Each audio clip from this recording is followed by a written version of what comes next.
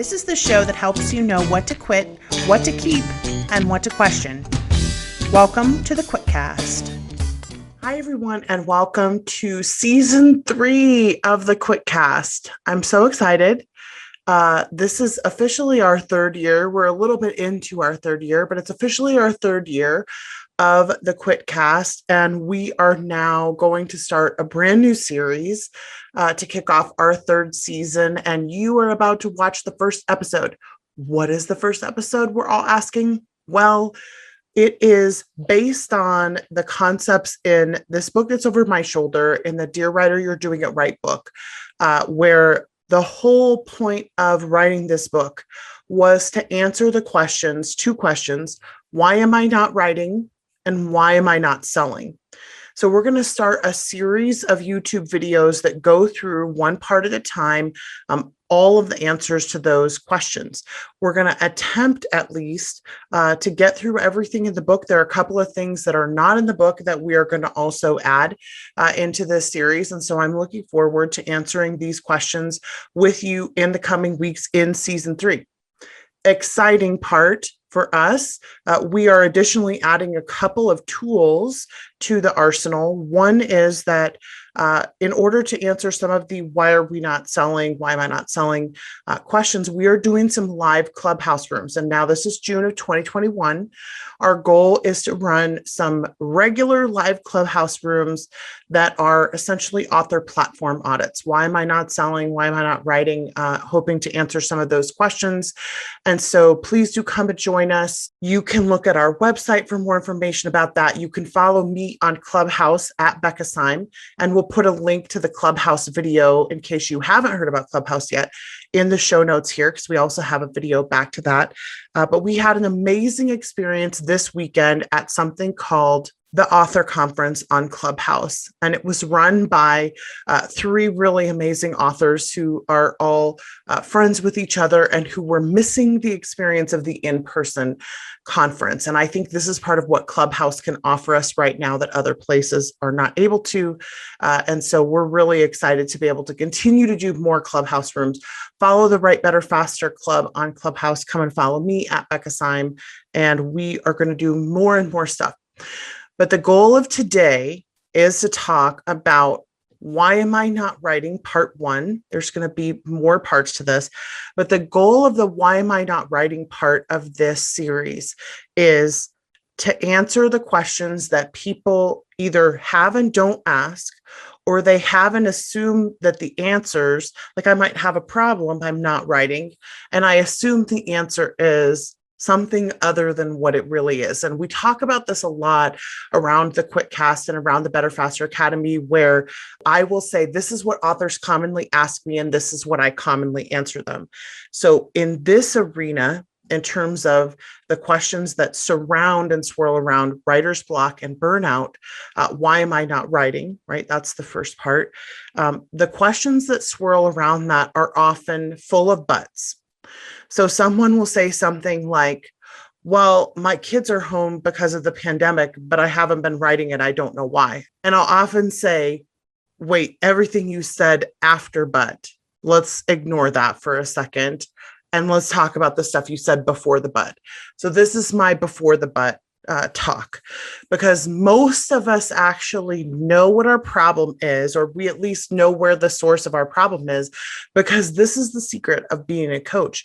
So often you actually tell us what's wrong so we don't have to, but we're always ignoring what's really wrong because we don't want that to be the answer, right? Like, I don't want it to be the answer that it's because my kids are at home so much, or people who can not write over the summer, right? Because their children are home from school. Well, my kids are home, and then everything after that we ignore, right? So what happens before the but is often the most important thing that we need to address as coach. So sometime when you get stuck, I want you to just try that exercise. I want you to write down, this is what's happening. but that can't possibly be the answer, right? So it has to be something else. It has to be that I'm lazy or I'm stupid or I don't want this enough or I'm unmotivated. It has to be one of those things. How do I get more motivated? When people ask us that question, like, how do I get more motivated to write? And I almost always answer back, I don't think that motivation is your problem. I think there's some other problem that we need to address. And so this series of videos is intended to address those problems. So the very first part of this, and maybe the most important part, is that there is a difference between being stuck, being blocked, and being burned out. And I want to talk about what the difference is between those three stages and why it's so important. If you know, we've done a writer's block series, we've done a burnout series, we have a stuck list workbook tool, which I'll put in the link to the show notes if you haven't gotten that yet. So we cover all of these pieces in more depth in other places, but I wanted specifically to talk about the relationship between these three states of being for writers and why it's super important to address the difference between them. So imagine that your creativity or your ability to write, your creativity is a car. And that car is parked in the garage and you want to go drive it. So your ability to get inside of the creativity and turn it on and drive it out into traffic and go somewhere with it, that is what we're dealing with here in this video. What is the reason that I can't get my car to run or I can't get to where I want to go in terms of creativity? So there are systems that govern your creativity, and this is part of why we call it a car in the metaphor, is because there are systems that govern your creativity that are interdependent or codependent on each other. The things that most commonly impact your creativity then inside of those systems are things that are also related to each other. So for instance, your family system and your friend system, so all of your relationships are an interdependent system of independent parts. So if we take your relationships as one example, what kind of day my best friend has, especially if we live in the same town or if we talk consistently, what kind of day they have impacts the kind of day that I can have. What kind of day my spouse has impacts the kind of day that I have. And it might impact the kind of day that all of our kids have. How healthy I am, how balanced I am, how depressed I am, how up I am, that affects everyone inside of the system of my family.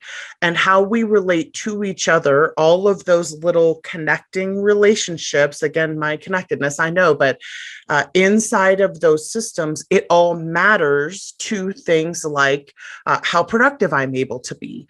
And this concept of compartmentalization that I think is really commonly given advice in productivity is we'll just ignore it. Just don't worry about it, right? But that's not possible for all of us. So if you are in the strengths language, or if you know Enneagram, or if you know Myers-Briggs, there are all kinds of different designations you can use to classify why some people are bothered by this and some people aren't. But some people are so interconnected and so relationship oriented that they are not able to disconnect from the way that those influencing or relating strengths or relating, that they are not able to disconnect from the way that those people around them are influencing them. They're not able to disconnect from that.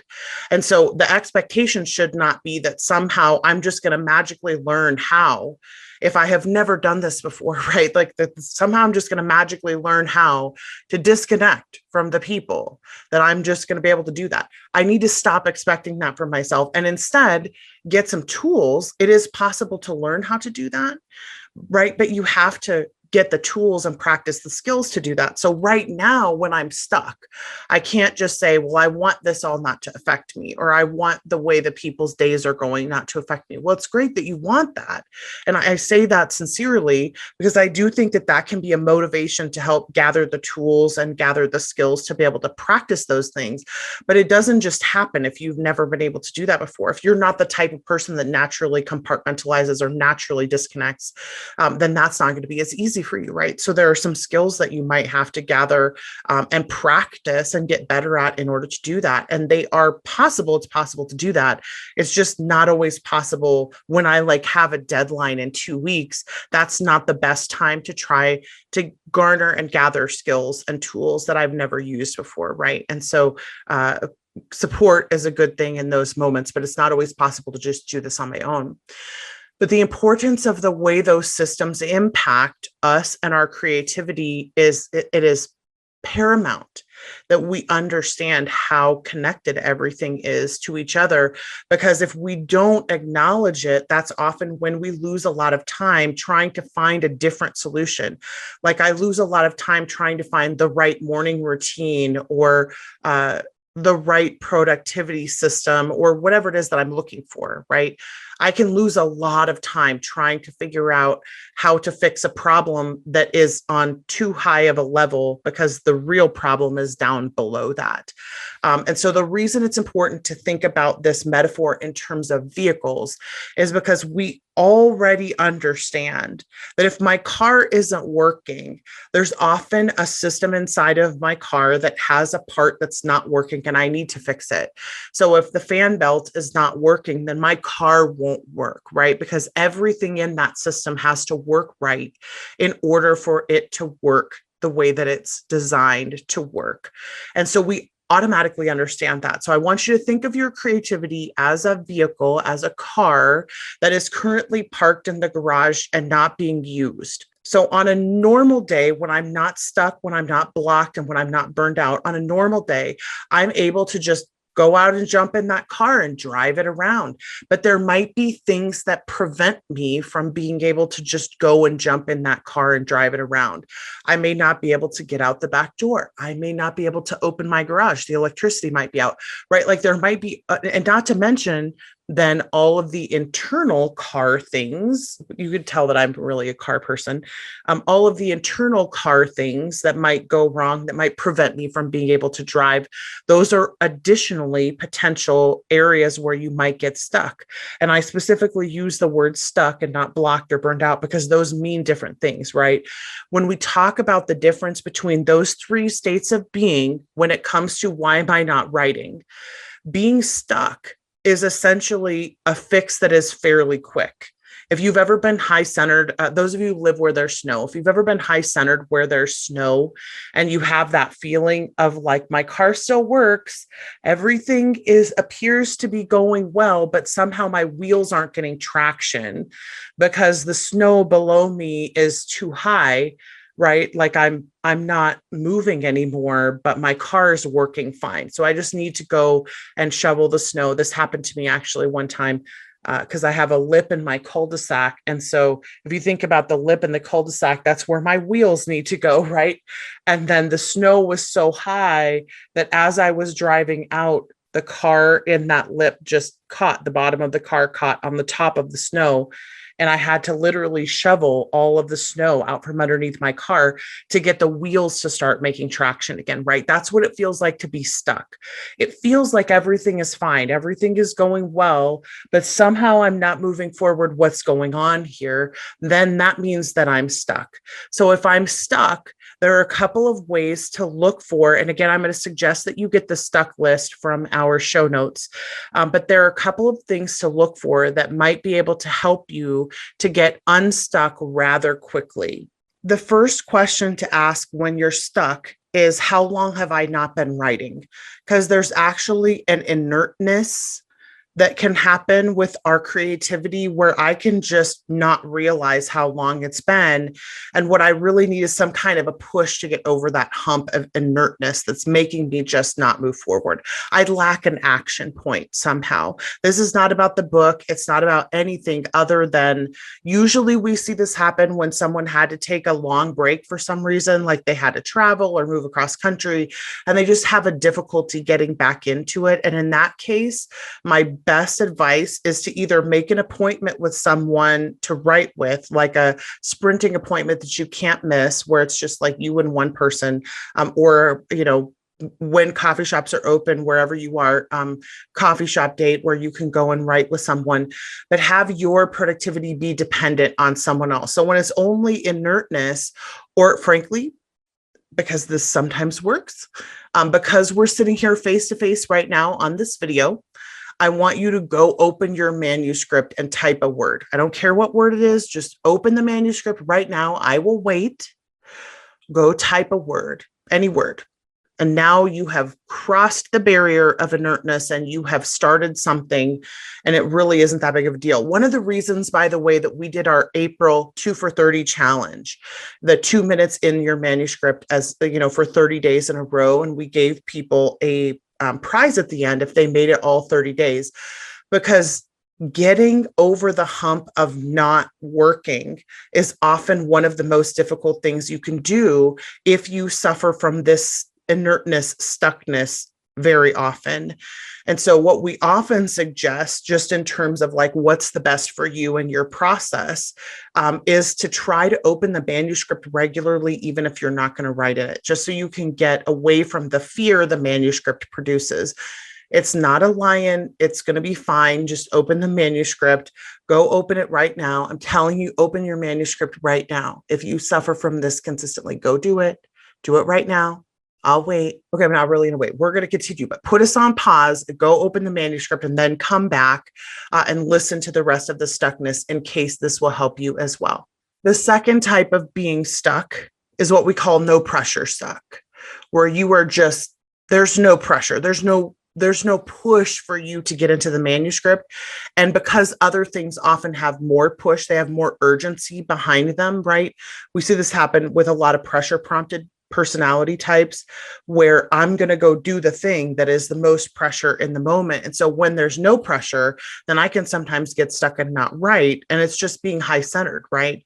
So sometimes just creating social pressure is enough to get past that type of pressure. I'm just going to put a little pause in here and say, just for a second, there is such a thing as being a seasonal writer, which we call binge writing. And I dislike that term because I think that makes us want to fix the problem, because we see it as a problem, when actually just being a seasonal writer is just a thing. Like when the rain is there, you grow the crops. When the sunshine is there, you grow the crops, and then you harvest them, and then the season is over, right? And then you wait for the next season to come around. So when you are a seasonal writer, then pressure is required of some kind to help you to write, because you will be pressure prompted in other areas of your life, and you need the pressure to make you get unstuck, right? So there is a way to have this happen if you make your forward motion important to other people. Like we use the writing dates a lot with this, or having sprint partners or something like that. We have an office on our Patreon channel where we all get together and write, because we all show up, and socially there's pressure for us to be writing because we're writers and we're all together, right? So there is some evidence that social pressure is enough. But when social pressure isn't enough, you do sometimes have to create external pressure. What does not work is creating internal pressure, because if you are a pressure prompted person, promises to yourself don't come with pressure attached. That's just the way that things are. And I think there's a lot of language out there right now, because there's a lot of neurodiversity talk, and there's a lot of ADD and ADHD talk, and there's a lot more discussion around this right now. But I also want to caution us that not all people who need pressure to get things done have ADD or ADHD. So I just want to make sure we don't like self-diagnose just because we happen to have that one thing, and instead make sure you go see your doctor if you feel like you do need a diagnosis for that. But just because you need pressure to write, or because you avoid writing, that doesn't mean there's something wrong with you. It might actually just mean that you're a seasonal writer, or you have certain strengths like strategic or input or adaptability or empathy, or like there's a whole post on this in our Strengths for Writers Facebook group where we talked about all the different things that might cause us to be pressure prompted or seasonal, and how they can actually be really beneficial. And it's important to embrace that part of us. So part of this might be embracing the fact that you're a seasonal writer and creating external pressure for yourself so that there is a reason for you to go write that isn't just reliant on your internal. Because if you are pressure prompted, you will ignore internal pressure pressure for that only matters to you. And it doesn't mean you don't like yourself. It doesn't mean there's something wrong with you. It doesn't mean that somehow you don't value who you are. It means that you are a pressure prompted person. I don't know how else to say that other than just we need to disconnect this idea that somehow if I can't make promises to myself, it means I don't like myself or I'm trying to sabotage myself or something like that. That is so not accurate. It's one of the things that annoys me the most about the current rhetoric that surrounds creativity and productivity is that somehow there's this expectation that I need to believe more in myself, which is often just so not necessary. It has completely to do with the amount of pressure that is external. Not that you shouldn't believe in yourself. By all means, let's believe in ourselves. We all have strengths. We all have things that make us excellent. So it's very possible that some of us do really need to believe in ourselves and Becca's just delusional, but I doubt it because I just don't see, again, I've coached so many thousands of writers. I just don't see that being the case. When you really talk to a writer who's pressure prompted, they believe in themselves just fine. It's just that they're wired to respond to pressure from external sources. And so we need to work with that instead of against it. So anyway, I'm going to step down off my soapbox about that. And I'm going to continue on to the next type of being stuck, which is the before the but, right? This is what we call proximity stuck, which is when there are things going on in the outside world that are making me be stuck. And we say, well, there's a global pandemic, but, well, I moved across the country, but, etc. Right? And so that's the ignore everything after the but, and let's focus on what's before the but. And so the big deal in this one is that you have to listen to yourself explaining to people, because if you say something over and over and over and over again, then there's likely some nugget of truth in there that we want to make sure to mind, because it's possible that you already know what it is that's making you proximity stuck. And it's the stuff that happens before the but. So just a note to be on the lookout for that. Super important. The fourth type of being stuck in this, what's the difference between stuck, block, and burned out, right? The fourth type of being stuck is what we call distraction stuck. So this is something we talk about a lot in the BFA because we have a lot of high input strength, a lot of Jungian P perceivers, right? The pressure prompted people. We have a lot of those people because a lot of creativity comes out of being that type of person. And so because we have so many people like that around, we talk a lot about how to deal with distractions if you are a pressure prompted, externally motivated person. And that often means that you have to really curate the way that you use social media, notifications, email, the internet, and stuff like that around the way that you're writing, because you'll get derailed very quickly off onto the place where you're not getting words done. And we want to help get words done as much as possible. So the key about being distraction stuck for me is that it is almost always a sign of something else going on. So is there something that I'm not as excited about? Is there something that is overwhelming me? Is there something I don't know yet? Very few times is distraction stuck genuinely laziness. So we have to be really careful about labeling ourselves as lazy just because we do things like jump on Twitter first thing in the morning and then find ourselves not writing. Is it sometimes laziness? Of course, absolutely. I've been there. There are times when I just feel like I need to be lazy, and that's absolutely the case. But sometimes there are other things going on there. So we want to be cautious when we find ourselves overusing distractions or using them so much that we start to notice that we're using them. There's often something else going on. And at that point, you may be edging towards one of the other types of why am I not writing this, which are the blocked or the burned out types. And so, but let's talk really quickly about the distraction stuff person. So when I am a person who needs more time to process things in my head before I can write them, or when I often need a lot of input or other things to push myself toward creating the words, right? We talk about how when you have a bread machine, in your head that you often need to gather all the ingredients and put the ingredients in the bread machine and then close the lid and let it sit until the idea comes out.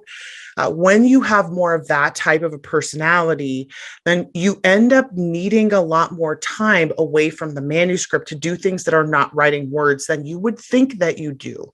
So there's some of the distraction stuff that is actually a need for thinking, processing, researching.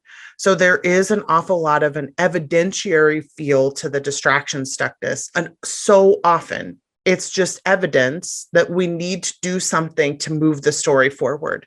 So either we need to talk to someone if we're external processor, we need to think about stuff, which sometimes means incubating, right? Go for a drive, go for a walk, take a bath, take a shower, go for a bike ride, ride in a car with someone else, do some housework, whatever you need to do. But when we find ourselves going towards a lot of distractions like social media, then we end up finding, oh, right, I really needed to think about this, but I'm going, right, in a direction where instead of allowing myself to do the things I need to do, I distract myself with very quick things like social media, email, that type of thing, instead of just doing the research, because I get so frustrated. And then I really quick myself into, let me just really quick check Facebook or really quick check my email. And then we end up just days and days, not writing because we keep distracting ourselves. So I would say if you find yourself doing that a lot, I would try the incubation activities. And again, a lot of this is in the stuck list homework where we want to know if this is something that consistently happens to you. Let's watch for that pattern and look for how to get unstuck from that place, right? So those are the four main types of the stuck part.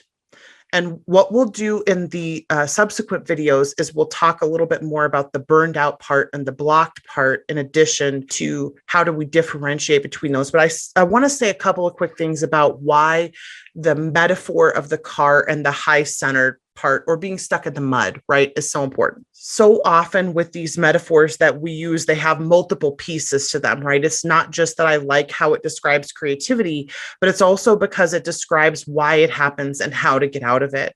So typically with the stuck metaphor, with your creative car, there's often something that happens that has very little to do with you personally.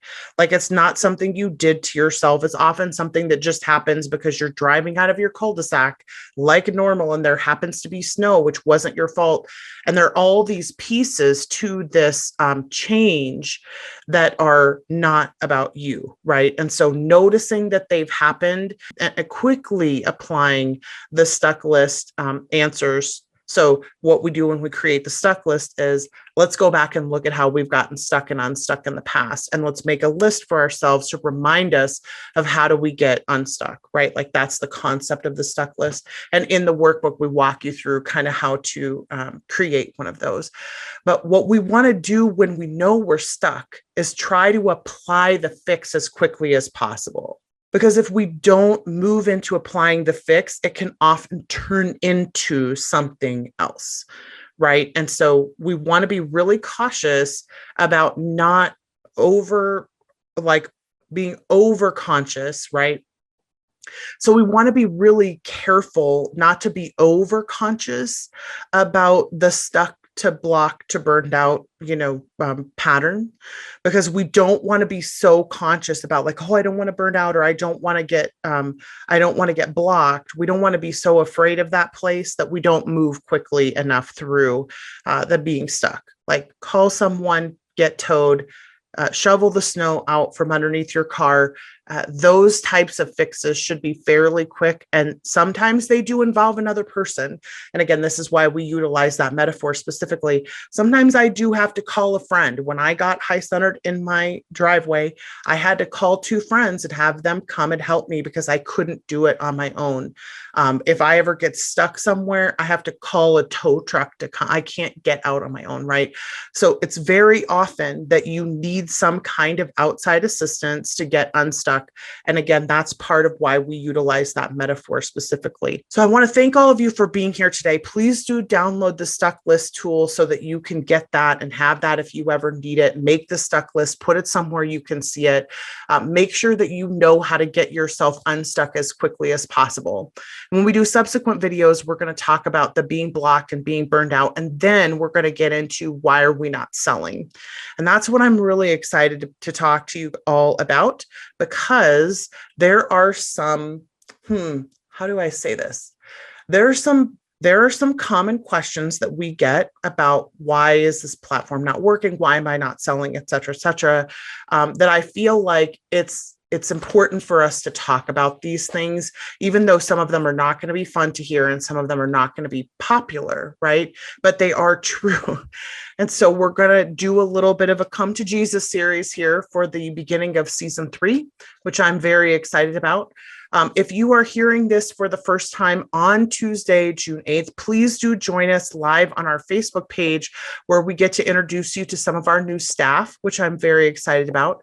And please do join us in the Clubhouse rooms, where we're going to do our author platform audits, because those are going to be fun. We've got some different guests coming in to help with some of those audits, and I'm really excited about what that's going to look like.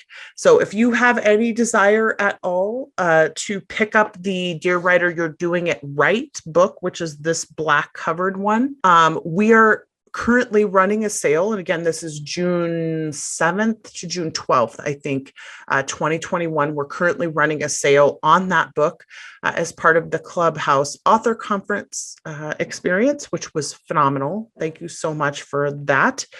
So please do go check that out. We'll put a link in the show notes to that. And I think that it is currently for sale everywhere. I hope. If it isn't, please let us know. Thank you all so much for being here. And again, thank you for tuning in to season 3 of the QuitCast. We're looking forward to many great things this season. And I hope that this video was helpful. Please give it a like and a share if it was. And if it wasn't, feel free to email me, because I would love to hear about it. And please comment below and do all the things that you do to just be wonderful. Those of you who are on the Patreon, we will see you on the Patreon. And we have some archetype stuff coming up this month that is only available on the Patreon, which I'm very excited about. So I hope to see you all there. And meanwhile, have a great month. We'll see you next week on the QuitCast for more of this new series. Thanks. Bye, everybody.